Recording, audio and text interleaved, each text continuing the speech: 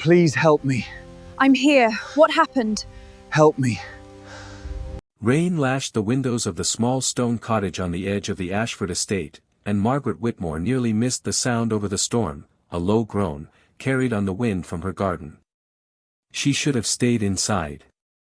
A widow living alone knew better than to open her door after dark, especially with rumors spreading through the village of soldiers moving through the countryside, of a manhunt no one would name aloud. But the sound came again, weaker this time, and something in her refused to ignore it. She found him collapsed among her rose bushes, thorns tearing at a coat too fine for any farmer or tradesman. Blood soaked through the fabric at his shoulder, dark and spreading. His face, even pale and streaked with rain, was unlike any she had seen in Yorkshire, sharp-boned, aristocratic, achingly handsome even in ruin. "Please," he whispered, eyes barely open. "Don't let them find me." She should have asked who they were. She should have asked his name. Instead, she knelt in the mud and pressed her hands to the wound, feeling his blood warm against her cold fingers, and made a decision that would upend everything she thought she knew about safety, about strangers, about herself. By firelight, she cut away his ruined coat and found, sewn into the lining, a signet ring bearing a crest she recognized from church windows and estate gates, the Ashford ducal seal. The man bleeding out on her kitchen floor was no stranger. He was the Duke himself. And by morning, her quiet cottage would be surrounded by 100 armed men who called themselves the Crown's Guard, men who had come, they said, to hunt a traitor. She had no way of knowing yet that the real danger wasn't the man in her bed. It was the men at her door. Margaret had lived in the cottage for 3 years, ever since her husband's fever took him and left her with the small stone house, a modest garden, and a solitude she had slowly learned to call peace. The Ashford estate loomed beyond her garden wall, vast, distant, governed by a duke she had glimpsed only twice, from far across the churchyard, a figure more legend than man. Now that legend lay in her bed, fevered and murmuring, while she worked through the night to stop the bleeding. "You'll ruin your hands," he said at one point, startling her. She had thought him unconscious. His voice, though weak, carried the unmistakable cadence of a man used to being obeyed. "Leave me. Send for someone. This isn't your burden." "You said not to let them find you," she reminded him, wringing out a bloodied cloth. "I intend to honor that, whether you approve of my hands or not." A ghost of a smile crossed his lips before pain pulled it away. By the grey hour before dawn, she had learned only fragments. His name was Julian Ashford. He had been riding the northern boundary of his own lands when men, his own men, or so he believed, turned on him without warning. He remembered blades, and shouting, and the taste of blood, and then nothing until her garden. "Who would want you dead?" she asked, threading a needle by candlelight. "My cousin," he said quietly, "has wanted my title since we were boys. I never thought he'd risk his soul for it. I was wrong." She said nothing, though the name settled cold in her stomach, Lord Pembroke. Everyone in the village knew him, feared him a little, the way one feared weather that might turn without warning. By the time the sun broke fully over the hills, she had stitched his wound, dressed it, and hidden his ruined coat and the telltale signet ring beneath a floorboard in the pantry. She told herself she was only being cautious. She told herself this was simply what any decent person would do for a wounded stranger. She did not let herself examine why her hands had trembled, not from fear, but from something else entirely, each time his fingers brushed hers in the dark. It was the creak of her garden gate that broke the fragile quiet. She rose, crossed to the window, and felt her breath catch in her throat. Down the lane, columns of mounted men stretched as far as she could see, banners snapping in the wind, breastplates catching the weak morning light. 100 of them, at least. Perhaps more. They were coming straight for her cottage. "Julian." Margaret's voice was low, urgent, as she crossed back to the bed. "There are soldiers. Dozens of them. Coming up the lane." He was already trying to rise, jaw tight against the pane, one hand braced on the headboard. "Then you must tell them you found no one. That you're alone here. They'll search the house. Then hide me somewhere they won't think to look. His eyes, fever-bright, held hers with an intensity that made her chest ache. Margaret, if they find me, they won't take me back to a courtroom. They'll finish what Pembroke started in those woods. She didn't ask how he knew her name, she'd whispered it to herself once, hours ago, thinking him asleep. There was no time to wonder at it now. She half carried him to the pantry, eased him down behind sacks of grain and a false wall of shelving her late husband had built for storing valuables during the war years, a hiding place she'd forgotten existed until desperation reminded her. She had barely smoothed her skirts and steadied her breathing when the pounding came at her door. The man who greeted her wore the silver and blue livery of the Royal Guard, a captain's insignia on his breastplate, though something in his eyes struck her as wrong, too sharp, too eager, nothing of the Crown's usual solemn authority. Captain Reeves, he introduced himself. We're searching for a fugitive. Duke Ashford. Wanted for treason against the Crown, conspiracy, and the murder of 2 royal officers. He held up a scroll bearing a wax seal. By royal warrant. Have you seen any man matching this description pass through your lands? Treason. Murder. The word struck her like ice water, and for one terrible moment she doubted everything, the tenderness in his voice, the honesty in his eyes as he'd spoken of his cousin. But she thought of the wound she'd stitched with her own hands, jagged and deep, delivered from behind. Men did not stab traitors in the back while riding their own lands unless they meant murder disguised as justice. No one has passed this way, she said, steadying her voice. I live alone, Captain. You may see for yourself. His eyes swept past her shoulder into the cottage, lingering too long on the basin of pink-tinged water she'd forgotten to empty, on the bloodied cloths not yet burned. A cut finger, she said quickly. Cooking accident. I'm clumsy with a blade. The captain's mouth curved, not quite a smile. Of course. He didn't believe her. She could see it settle behind his eyes like a verdict already reached. We'll need to search the grounds regardless. Standing order from Lord Pembroke himself, no property within the estate boundary is exempt. Lord Pembroke himself. Not the Crown. Not the King's magistrate. Pembroke. Her blood ran cold as she stepped back to let them pass, praying the pantry's false wall would hold, praying Julian would stay silent, praying she hadn't just signed both their deaths with a lie. Clara Hastings arrived an hour later, breathless, her shawl clutched tight against the chill, weaving through soldiers who now ringed the cottage like a noose drawn slowly closed. Margaret. She pushed past a guard at the gate with the fearless indignation only a lifelong friend could summon. What in heaven's name is happening? Half the village is talking of nothing else, soldiers on every road, saying the Duke's a traitor and a murderer. Clara. Margaret gripped her friend's hands, pulling her close enough to whisper. He's here. In my pantry. He's not a traitor, he's the one who was attacked. Clara's eyes went wide, then narrowed with the sharp practicality Margaret had always loved her for. Then you're in more danger than I feared. Pembroke doesn't send 100 men to arrest a wounded man, Margaret.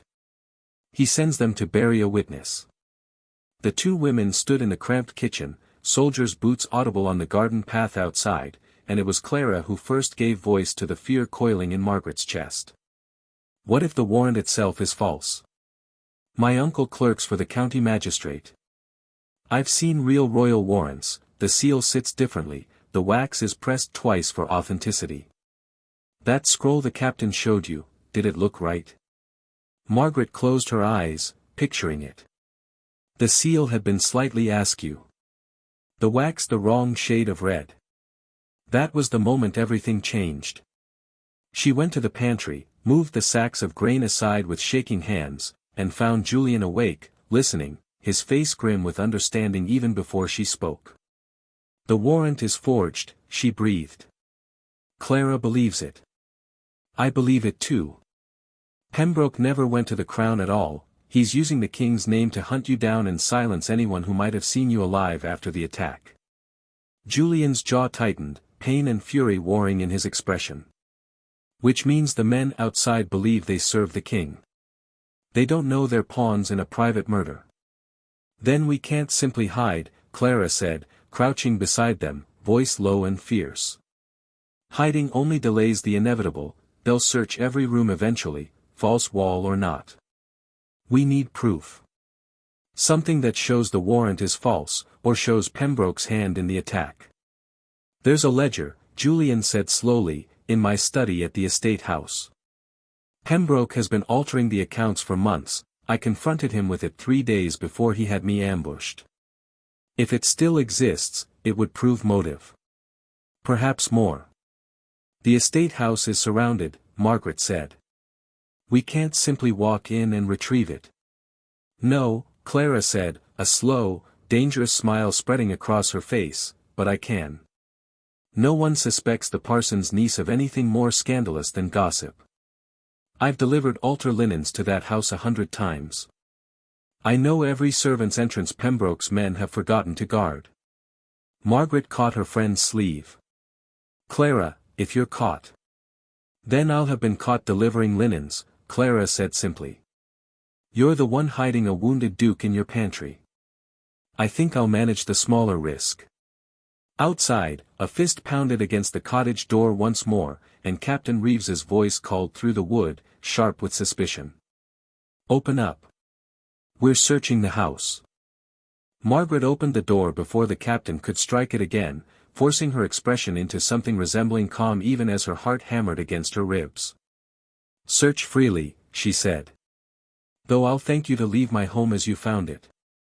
Reeves stepped past her, his men fanning through the small cottage with the brisk thoroughness of soldiers who had done this before, overturning her bed linens, prying at floorboards, running gauntlet hands along the walls.